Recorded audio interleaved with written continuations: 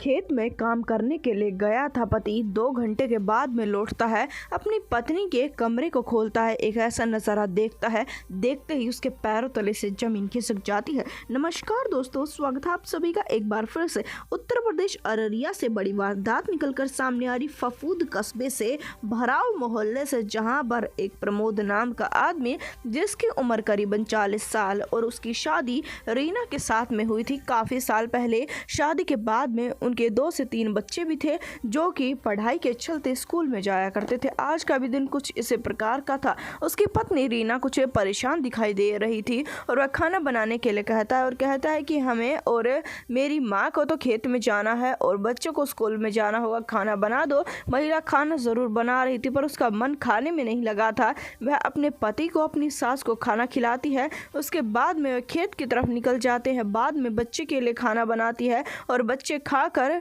School की तरफ निकल जाते हैं। टिफिन में भी पैक करवा कर लेकर जाते हैं। आज माँ पहले से ज़्यादा अपने बच्चों को लाड दुलार कर रही थी, अपनी छाती से लगा रही थी और रो रही थी। बच्चे इस बात को समझ नहीं पाते हैं, काफ़ी ज़्यादा मासूम होते हैं और स्कूल की तरफ रवाना हो जाते हैं। पीछे से महिला अकेली रह जाती है। दीवार से खाने को आ रही थी, उसका दम घुट रहा था। समझ नहीं आ रहा था कि क्या उसने फैसला लिया है वह बिल्कुल सही है या गलत है। अब ज़्यादा ना सोचते हुए महिला एक खौफनाक कदम उठाती है, फांसी के फंदे की तरफ बढ़ना शुरू कर देती है। अब ज़्यादा ना सोचते हुए महिला एक खौफनाक कदम उठाती है। 2 घंटे के बाद में सास का और उसके लड़के का जो काम हो गया था, खेत से वह काम काज करके घर की तरफ आते हैं।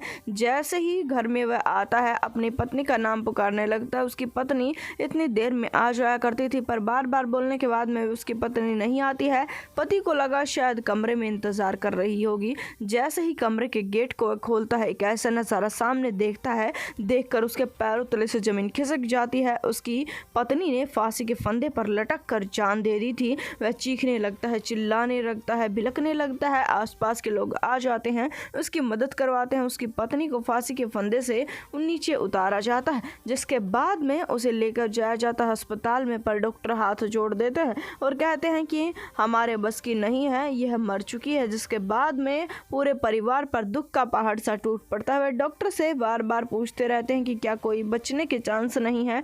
डॉक्टर कहता है कि इन्हें मरे हुए काफ़ी समय हो गया है। जिसके बाद में काफ़ी ज़्यादा घर पर दुख का पहाड़ टूट पड़ता है। बच्चे स्कूल से आते हैं और माँ के इस प्रकार की हालात में अपनी माँ के शरीर को देखते हैं। उनका रो रो कर बुरा हाल है। सुबह माँ उनसे चिपक कर रो रही थी, उस समय पर बच्चे नहीं रो रहे थे। बच्चे काफ़ी मासूम थे, उन्हें नहीं पता था कि उनकी माँ इतना बड़ा खौफनाक कदम उठाने के लिए जा रही है। अब शाम में बच्चों का रो रो कर बुरा हाल है। हालांकि पुलिस इस मामले में पूछताछ कर रही है। जिस समय पर उसके पति से, उसकी सास से पूछताछ की गई तो उनका कहना यह था कि बहू को किसी प्रकार की कोई समस्या नहीं थी। बहू ऐसा खौफनाक कदम उठा लेगी हमें नहीं पता था। बहू बिल्कुल ज़्यादा परेशान नहीं रहा करती थी, बस आज सुबह हमने उसे परेशान देखा था। अभी तक उसके इस एक खौफनाक कदम के पीछे कारण क्या है नहीं पता लगा। इस वारदात को जितना हो सके उतना शेयर कर दें, चैनल को सब्सक्राइब कर दें। इस वारदात के बारे में जो आगे जानकारी मिलेगी हम आपको ज़रूर बताएंगे। धन्यवाद।